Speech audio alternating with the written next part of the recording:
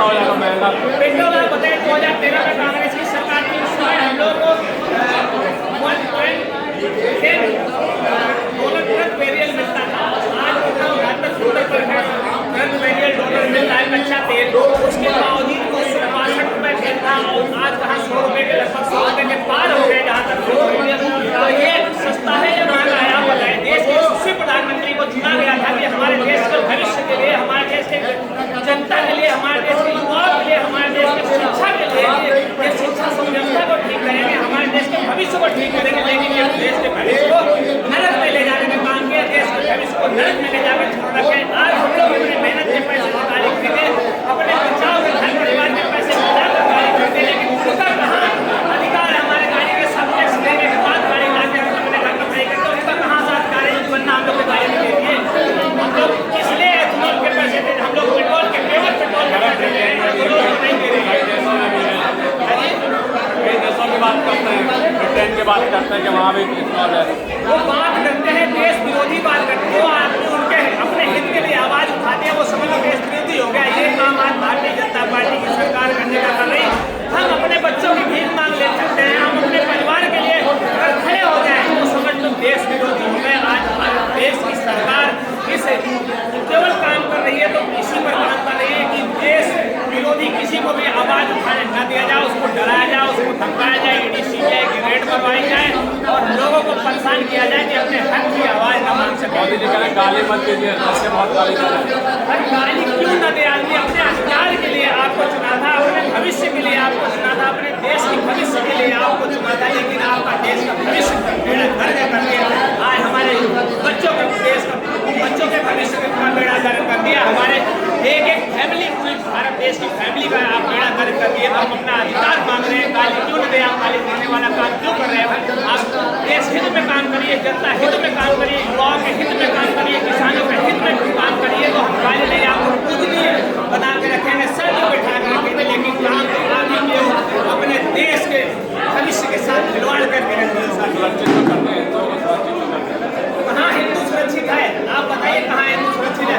हम सब एक देश में रहने वाले हिंदू मुस्लिम सिख ईसाई सब भाई भाई थे, लेकिन आज ये देश का बंटवारा करने वाला और कोई नहीं है। देश का बंटवारा करने वाले देश के यशस्वी प्रधानमंत्री हैं जो हिंदू मुस्लिम करके लड़ाई करवा के देश को अलग अलग भागों में विभाजित कर दिए हैं। युवाओं को, छात्रों को आज अपनी आवाज के लिए भीख मांगनी पड़ रही है। ये हिंदू के हित में कहाँ से आपको लग रहा है? आप बताइए मुझे। आपको नहीं लगता? अरे मुझे नहीं लगता, आपको अगर लगता है तो आप बताइए। इतनी पब्लिक यहाँ इसलिए आई है, अगर उसके हित में होता तो बालों को सगा रखा है यहाँ पे आके। ये सब आपके प्रधानमंत्री जी के लिए देश विरोधी लग रहे हैं, लेकिन ये सब देश की एक मजबूत स्तंभ है। विकास नहीं देख पा रहे हैं, विश्व गुरु बना रहे हैं। विकास कहाँ है? आप दिखाइए मुझे। जब से देश में 2014 से यशस्वी प्रधानमंत्री जी बैठे हुए हैं, कहीं आपको किसान विकास दिख रहा है? एक भी यूनिवर्सिटी खुली, एक भी कॉलेज खुले? पूरे देश की बात कर रहा हूँ। आज देश में लाखों कॉलेज, छोटे छोटे स्कूल, प्राइमरी स्कूल तक बंद कर दिए गए। ये विकास है देश का। अगर देश बढ़ेगा, शिक्षित बढ़ेगा, जब भी देश का विकास होगा। अनपढ़ लेके अनपढ़ हो गए देश में। नरेंद्र मोदी जिंदाबाद, देश के प्रधानमंत्री जिंदाबाद, ये करने से देश विकास नहीं होगा। देश का एक अनपढ़ राजा जो बैठा रखा है, जो देश को अशिक्षित कर रहा है, देखो पढ़ा लिखा का राजा होगा, पढ़ा लिखा प्राइम मिनिस्टर होगा, देश को चलाने वाला होगा, वो सोचेगा युवाओं के बारे में, वो सोचेगा हम लोग का परिवार के बारे में, वो सोचेगा हम लोग के अधिकार के बारे में।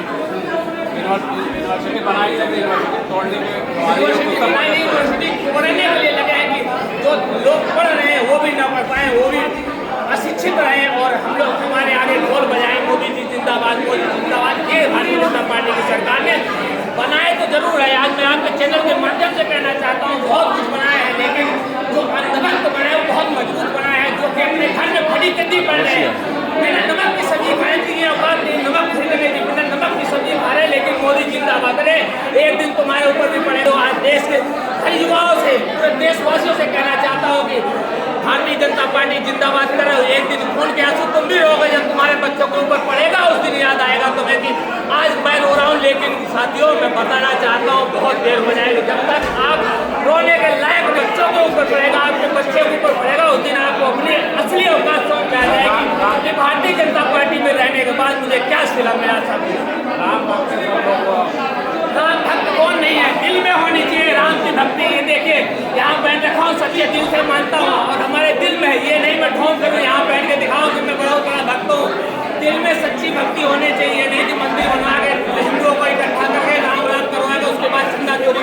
चंदा चोरी का आरोप लगा रहे हैं। आरोप लगा रहे हैं, पागल कुत्ता काट रहे हैं, इसको आरोप लगाएगा।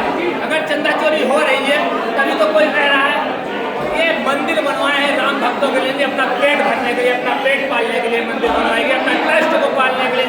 आप बताइए मंदिर पूजन कौन किया?